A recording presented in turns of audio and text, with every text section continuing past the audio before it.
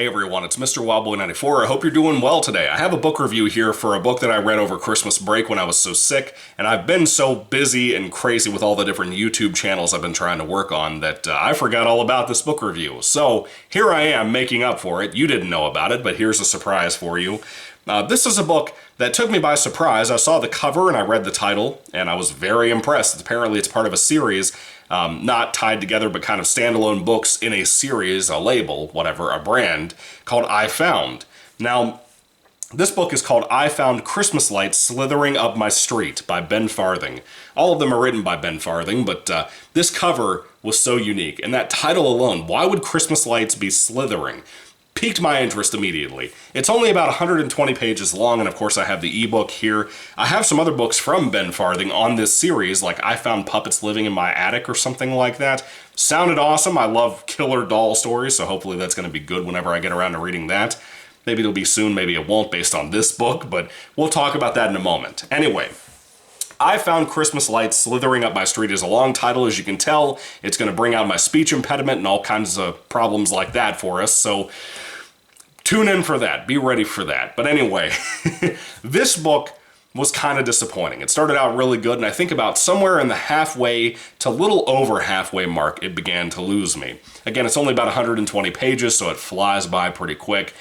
And for the most part, I think the writing style from Ben Farthing is pretty good. Basically, there's a young boy who's decorating, I think it was either a house that's currently being built, that's not finished, or a house that was abandoned or something like that in his neighborhood with his friends for some tacky Christmas lights for a contest that the town, city, whatever kind of holds annually.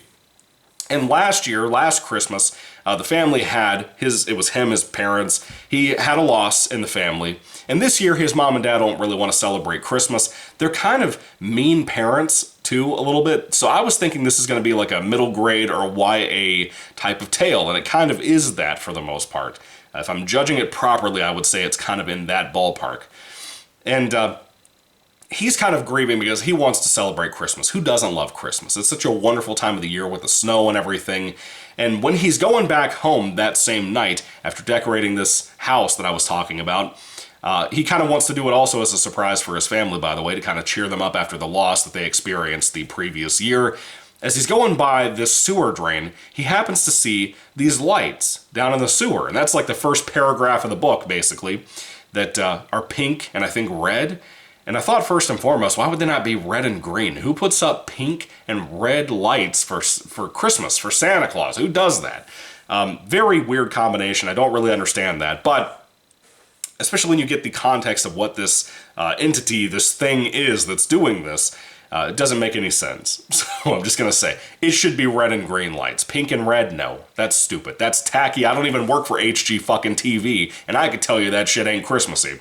Anyway, so he sees these lights down there, and he happens to peek into the sewer in a very Stephen King It reference, and he sees carolers without faces down there too, and he freaks out, and I don't blame him, dude. That imagery is great.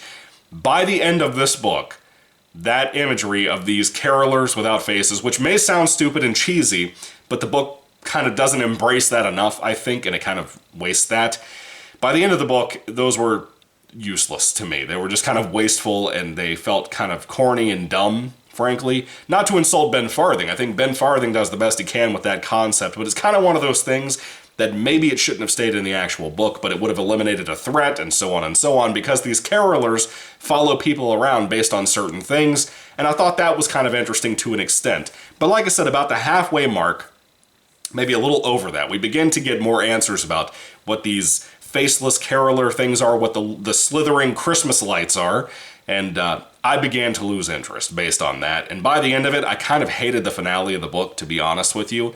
Ben Farthing, if you're watching this, I don't mean that to be an insult. I think you're a good writer. I can't wait to read more of your stuff at some point. But this one was kind of disappointing. I love the cover, I love the title, I love the concept and the setup. And I like this main kid and his predicament with his family and how much he wants to celebrate Christmas, even though his parents don't want to. The trauma, the PTSD dealing with their loss is very well done for the most part. And let me put this out there too.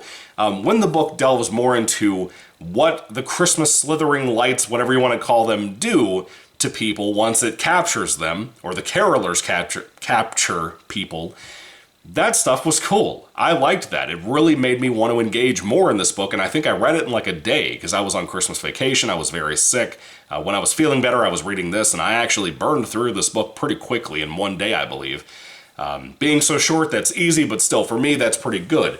This was a super engaging read most of the time, but like I said, it kind of by the end of it, by the midway point, even began to fall apart to the point where I didn't think there was a way to save it, and by the end of it, there was not. So I didn't love this book, obviously, but I don't hate it. I think most of it I like, and I would kind of recommend it to the right person, but again, understand this is more of a YA middle grade type of horror, despite it having, I think there was a little bit of language. I could be wrong. It's been so long. It's been like 3 months since I read this. But it was mildly entertaining for what it had to do, and I didn't hate it. I thought it was fine. You know, I talked about it with my friends. I showed them the picture of the cover and stuff on our Discord, and hopefully they check it out at some point, or maybe some of the other stuff from Ben Farthing. I wouldn't recommend this that highly, but you know, if you're the right person, if you love Christmas like I do, maybe this would be the great place for you to start, because there's a ton of Christmas books out there, but not many good ones when it comes to horror. So it's kind of all over the place, and this is probably one of the better ones I've ever read in my life, just saying.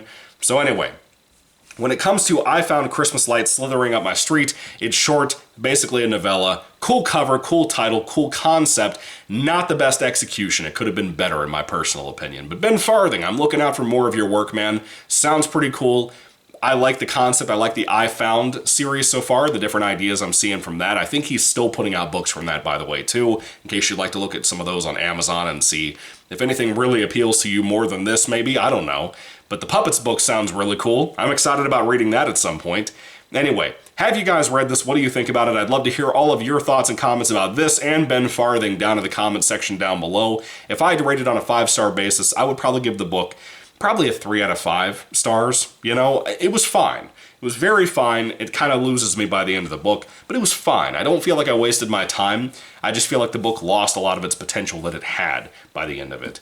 But anyway, I Found Christmas Lights Slithering Up My Street. I have to keep looking at it because it's a long title that I'm going to fuck up if I don't. Thank you all for watching, guys. God bless you all. What's the best Christmas horror book you've ever read? I've read some. I think I reviewed a couple for this channel, matter of fact, but not many. So anyway, thank you guys. God bless you all. Catch you later, and goodbye.